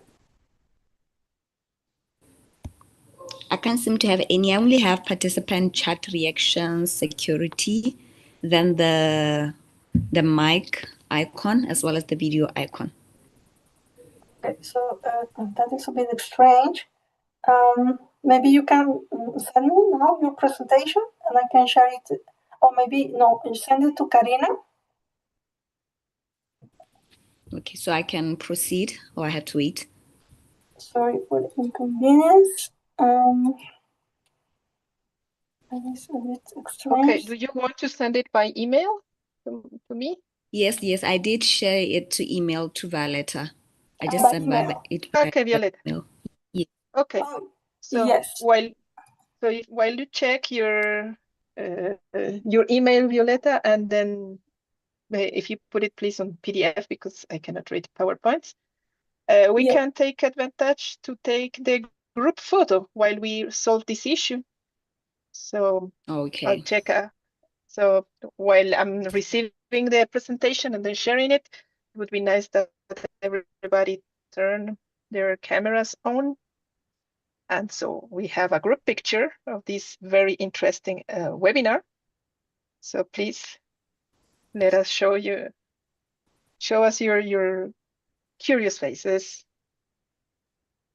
Thank you very much for attending.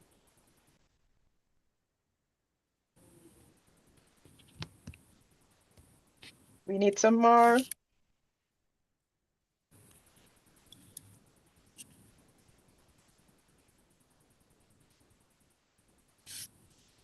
Okay, I send it to your email, Isabel, and you can share it. Okay, so you can take the group picture while I'm recovering that presentation and sharing it. Is it okay? The picture? Yes.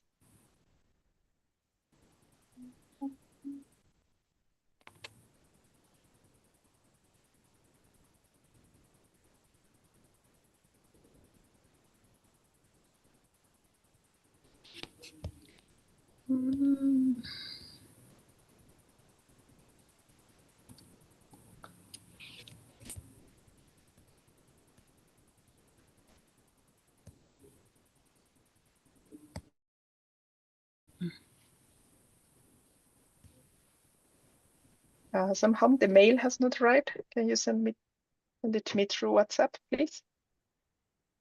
It takes time. I don't know why. Okay, hold on.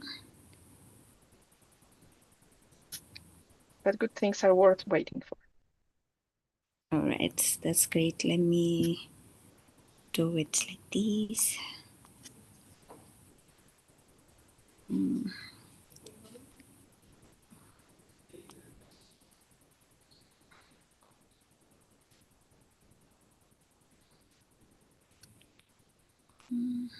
Presentation.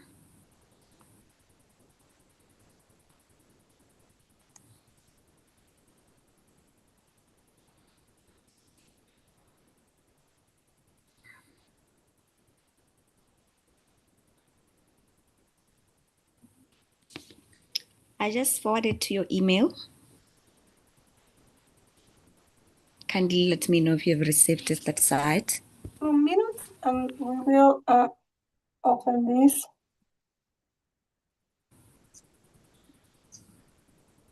Okay.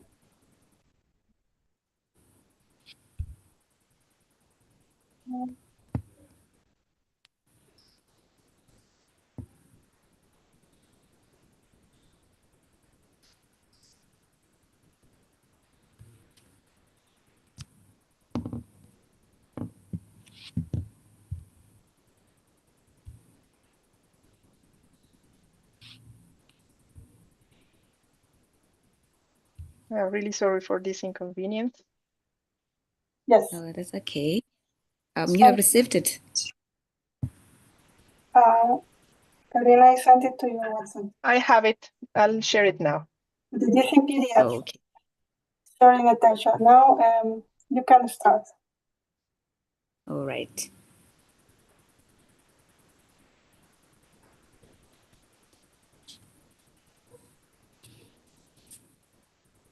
Just 1 minute on my side.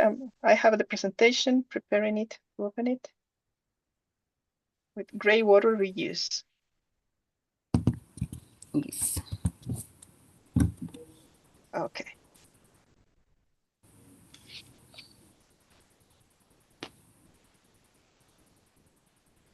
Maybe you can see it now. Yes, I can. Thank you. Thank you for your patience. Thank you. Okay. So I can proceed, right? Please go ahead. Oh, thank you so much. Like I said, it's an honor for me today to share with you on a topic that is both timely and essential for a climate resilience, that is grey water reuse as a climate adaptation strategy. So, moving on to the background, I hope we are aware of climate change, and as it intensifies, water scarcity is becoming one of the challenges that our communities continue to face. I think we can move to the next slide. Yeah, yes. Like I've mentioned, as climate change intensified, water scarcity continues to be one of the most urgent challenges that our local communities continues to face, especially in the semi-arid regions such as Botswana. Regions such as Botswana, we tend to experience drought periods, very prolonged droughts, unreliable rainfall patterns, increased evaporation due to strain on both people and the ecosystems. So as we continue to experience this challenge, we are subjected to water scarcity. That means that our water sources continue to they dry up quickly, meaning that we are deprived of access to water. So in the midst of these challenges, we realize that it's important to explore practical solutions that the local communities can adopt for them to be climate resilient. And grey water reuse has been a practical solution that provided a low cost, a practical adaptation effort that the local communities here continue to adopt. Then moving to the next slide. I think I will give a brief explanation on what is grey water. Grey water is usually the wastewaters that we get from the showers, the sinks, the laundry, and the hand washing basins. It excludes toilet water. Toilet water, we categorize it as black water, because we do have the clean water, that is the water that we usually consume in most cases. Then the grey water is the water that we get from the showers after bathing, from the sink after washing our hands, doing the laundry, and so forth. So it excludes toilet water. Toilet water, we categorize it as black water. So that is the difference between the three. So the importance is that with the grey water is that it represents 50 to 80% of the household wastewater that we tend to produce. Because most of the time you find out that we take showers on a week, we do laundry, maybe 3 times a day. We cleanse our hands from the bathrooms every time, and then we wash our hands. So you find that most of the wastewater comes from grey water, the water that the water coming from the activities that we do around the homes. Could be the homes, could be the public spaces, could be also the private spaces.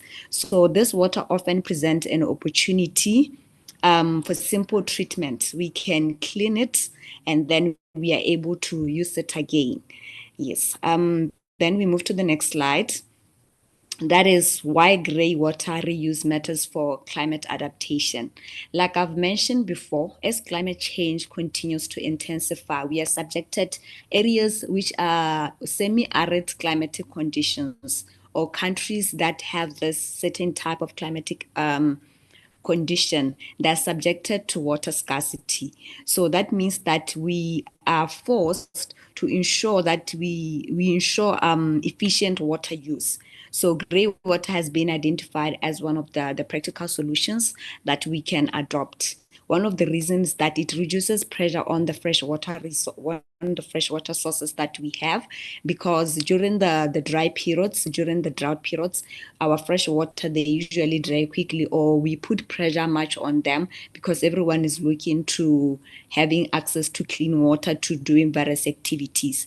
So if we adopt grey water reuse, that means that we can cut on pressure from our freshwater resources. Some of the water that we can use, some of the water that the wastewater that we produce can then be used for other purposes. Then we can have our freshwater sources for consumption. And another thing is that it enhances water security during drought. During drought periods, especially for agricultural activities, we tend to need water. So we are able to use this wastewater that we have accumulated from grey water as source of irrigation for our crops. And then another thing has been is supports small-scale agriculture. For countries like Botswana, we are still subsistence farmers. So we have identified grey water. We have identified this practical solutions to support our small-scale agriculture because we have not yet developed, or we are not at a stage whereby our agriculture is commercialized, whereby we can drill boreholes. So as a support for the small-scale agriculture that we are practicing, we have resorted to grey water reuse. And another thing has been to reduce energy use in pumping and transport. Like I've mentioned, we have irrigation water. So we are trying to reduce the energy that we are using to pump water, either for irrigation purposes or for domestic use. Another thing has been the alignment with the climate smart, especially the circular economy principles, because water usually circulates. For example, if it's a household setup, you find that water usually circulates because we tend to have small gardens at the back of our houses. So the wastewater that we have from the activities that we did in the house, we are able to pump it into our gardens. That means that there's that circular economy. We don't have water going into waste, but we have the wastewater going into something that is beneficial, like having to water your garden, your flowers, and so forth. Next slide. Yes, the next slide has been the grey water reuse and the soil functioning. In cases, like I've mentioned, for drought-prone areas, grey water reuse provides moisture to maintain the soil biological activities, because to ensure that our ecosystem continue to deliver its ecosystem goods and services, we obviously need to maintain the soil biological activities. That means that the plants which are acting as our carbon sequesters, they need moistured soil for them to nourish. And also supports the soil microbes that are essential for nutrient cycling, because within the ecosystem we have different cycling activities that are essential for promotion of the nutritional value. And also it contributes to the soil temperature during heat waves, because there are times whereby we experience very, very extreme heat waves. So with the grey water reuse, we are able to regulate the soil temperature during this time, and also the promotion of vegetation growth and reducing erosion. During drought periods, we are able to have water that we can use to water our vegetation.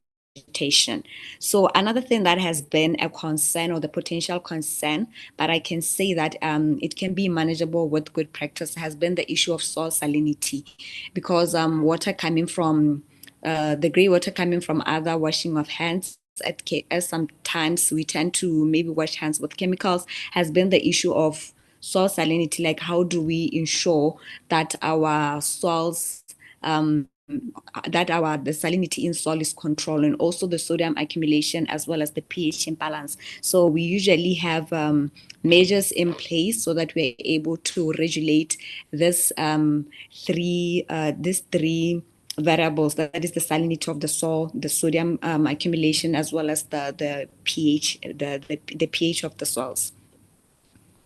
You can proceed to the next slide. Then the treatment options for safe grey water use. We usually have the filtration.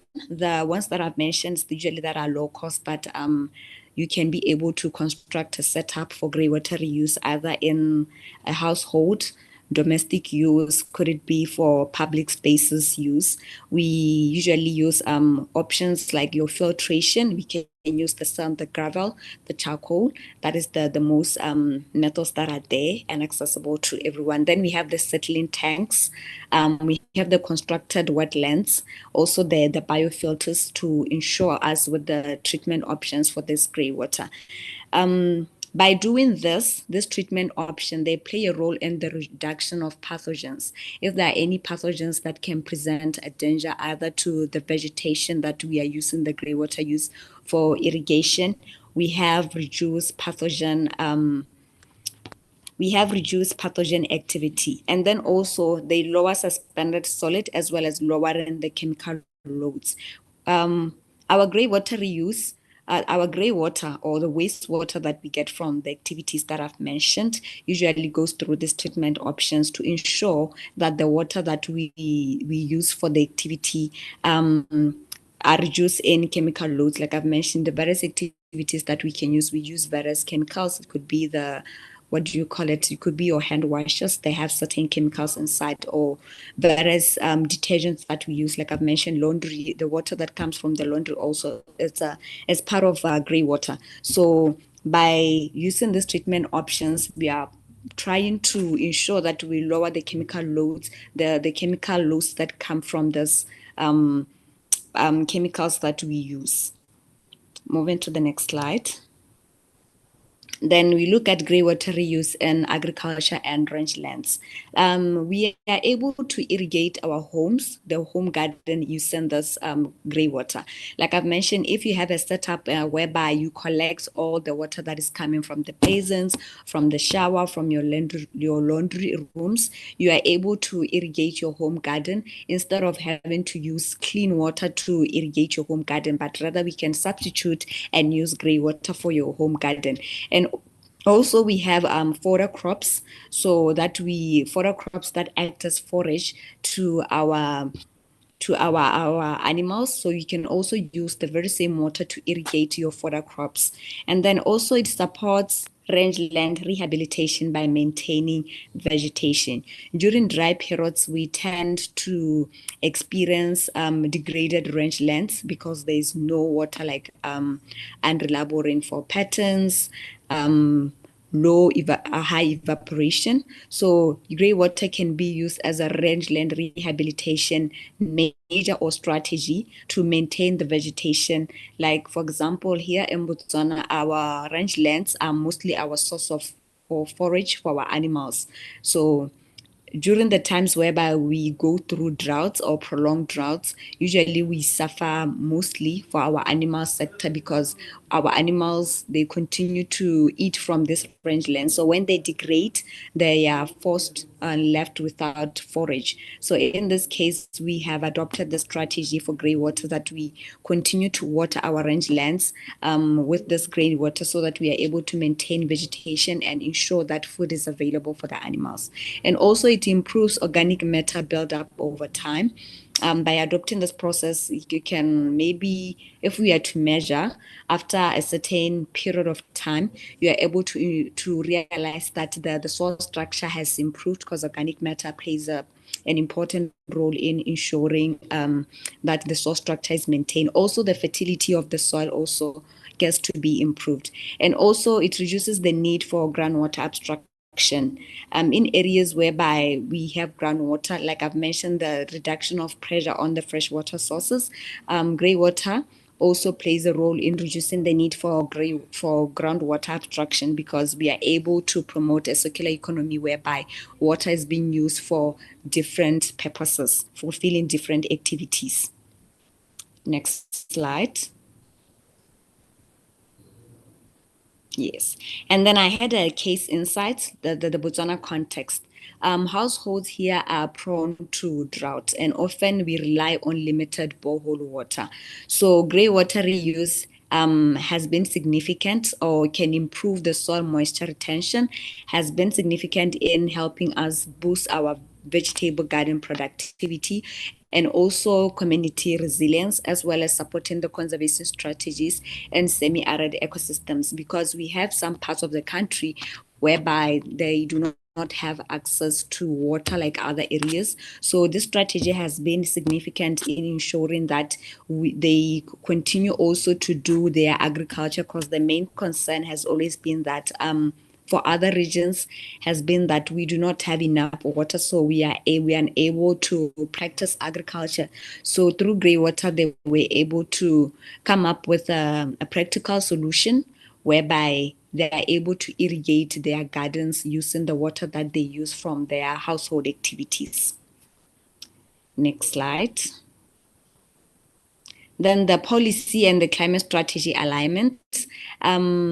I had a question a week ago, someone wanting to know, how does the Greywater reuse align?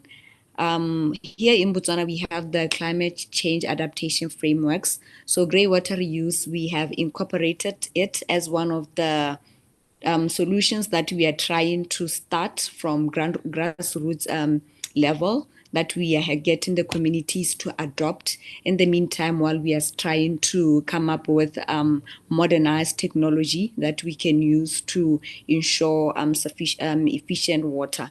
And also it aligns with water demand management activities, because it plays a role in circular economy. Also the SDG goals, access to clean water and sanitation, because this gray water, like let me mention that it can also be purified to a certain level whereby you can use it again for consumption, although it comes at a cost, but it can be purified to a level whereby you can use it again for consumption. And also it aligns with the nature-based solutions for resilience. It plays a role whereby it's a natural solution for climate resilience. Next slide. Yes. And then the key recommendations that I have is that this practical solution, it encourages low-cost household grey water systems.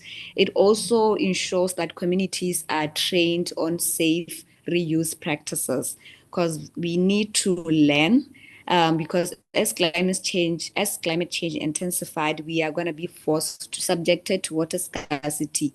So each one of us has to be able to know of the practical solutions that they can use. And also it develops local guidelines to manage salinity and detergents, also to integrate the grey water strategies into the rural and urban and rural planning, because this strategies plays a significant role in ensuring that water is conserved, and also research on long-term impacts in semi-arid areas. So it does contribute to such. Next slide.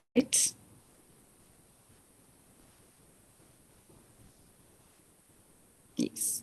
And then in conclusion, this strategy that I just, or this practical solution that I've just presented on is practical. Like I always say that we always have come up with solutions. We do researches and then we come up with solutions. But then at times it is important to ensure that our solutions are practical, and also they can be adopted by local community.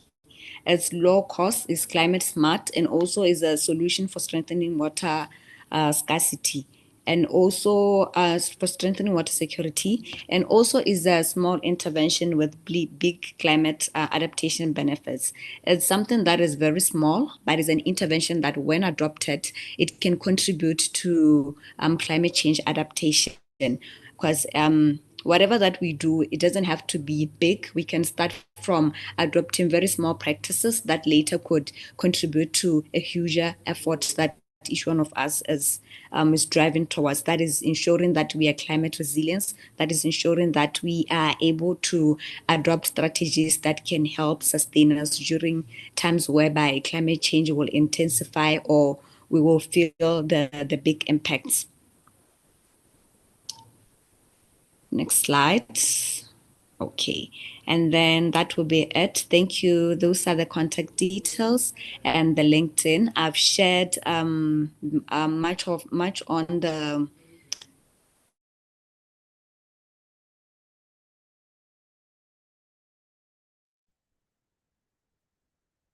Hi, Natasha. Are you still there? It seems that her connection is out. She got frozen. Can someone see her still?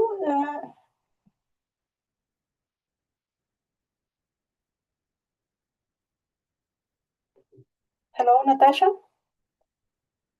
We have lost the connection. The But connection. that was the last slide, yes. So Okay. maybe. Natasha, are you there? Let's keep waiting a little bit more. Well, she told me that her connection was a bit weird, but she managed to basically finish her presentation. Hi, Natasha. Well, okay. I think that this is quite interesting, the way that people in some countries are recycling water, and Botswana is a very nice example. I don't know how much drought is affecting this country, but yes, these projects also, I think, that could be taken in many Latin American countries, as in Bolivia, because we are affected by events of drought in the last years. So yeah, I think it is a good initiative from Natasha working on this. And I know that in Africa there are many small projects running with small communities as well. Then the people from these communities, they can also take the lead and develop resilience in the community. Okay, well, Natasha was our last speaker for today. And as we've seen in the different presentations, the climate change is affecting different areas and related to soil functioning. And we have many invisible victims as well, if I can say victims. And the microbial communities are one of them. For the different nutrient cycling.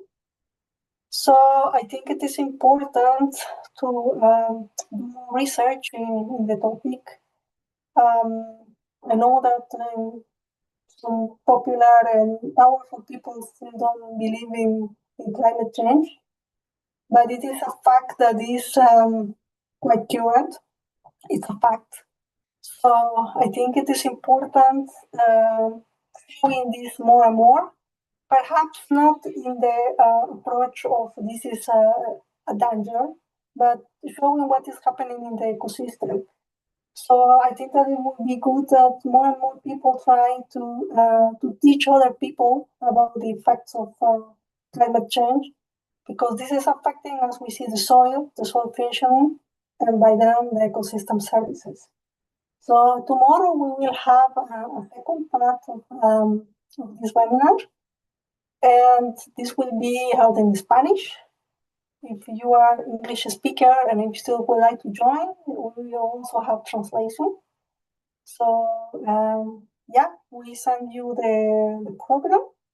We will have again 4 speakers, and we will send you a reminder to your email to join us tomorrow.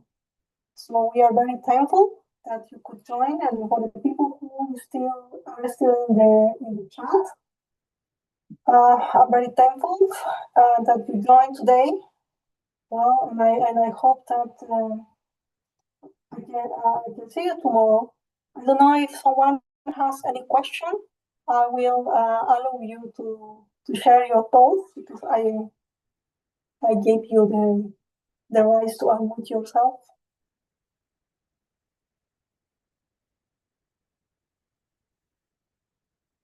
No one?